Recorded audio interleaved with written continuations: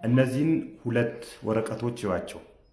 የውጭ ጉዳይ ሚኒስተር ዶክተር ጌዲዮን ጢሞቴዎስ ለጌታነህ ባየልኝና ጌታቸው ሞላ ለተባሉ ሁለት ግለሰቦች ውክልና ሰጥተናል ነው የሚለው።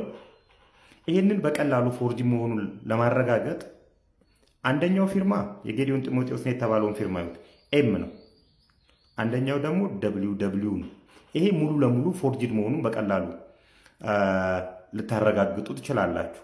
ህግ ማወቅ አያስፈልግም ይሄንን ፎርጂድ ለመሆን ለማረጋገጥ። ሁለተኛው ሚኒስትሩ ስልጣን የተሰጣቸው በፓርላማ ነው።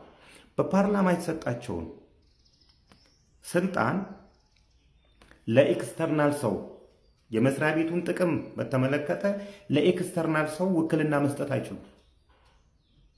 ሜቢ ታመው ሜቢ በስራ ጉዳይ ሌላ ሀገር ሄደው የግድ መወከል ካስፈለገ ስልጣናቸውን ለምክትላቸው ወይም ለሌላ ሚኒስቴር መስሪያ ቤት ውስጥ ኃላፊ ለሆነ ሰው መስጠት ይችላሉ እስኪመለሱ ድረስ በውክልና። በመስሪያ ቤቱ ጥቅም ላይ ግን አንዳች ነገር ማዘዝ አይችሉም፣ ወንጀልም ስለሆነ። ይሄንን ውክልና ሊሰጡ የሚችሉበት ምንም አግባብ የለም።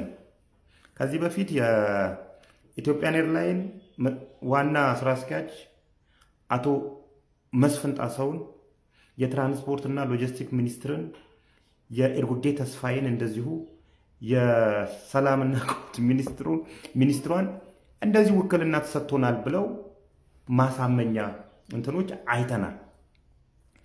እዚህ ጋር አሁን ጌታነህ ባየልኝና ጌታቸው ሞላ አካውንት ያከራዩ ሰዎች ናቸው።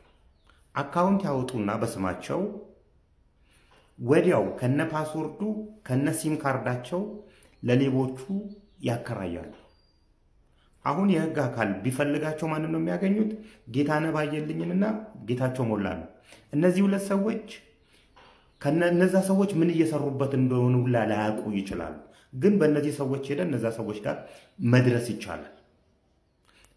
የሚኒስቴር መስሪያ ቤቶች የተለያያቸው የሚኒስቴር መስሪያ ቤቶች በእናንተ ስም የሚወጡ የውክልና እንትኖች እናንተ እንዳልወከላችሁ በተለይ ውጭ ጉዳይ ሚኒስቴር እንትን ማለት ይጠበቅባችኋል፣ ማስተባበል ይጠበቅባችኋል። በተጨማሪ ለፍትህ አካላት ብታቀርቡ እነዚህ ሰዎች አንድ ይያዛሉ፣ ሁለት ደግሞ ተበዮችን ይቀንሳል። እናንተ ወደ ካናዳ ለመሄድ የተዘጋጃችሁ ሰዎች እና ብር ለመክፈል የተዘጋጃችሁ ሰዎች፣ እነዚህ ሰዎች አድሬሳቸው ቴሌግራም ላይ ነው። ስፔሲፊክ ፕሌስ የላቸው። ለመክፈል ኪሳችሁ ውስጥ እጃችሁን ኪሳችሁ ውስጥ የከተታችሁ ኢትዮጵያውያን ወደ ብሰበስቡት ጥሩ ነው።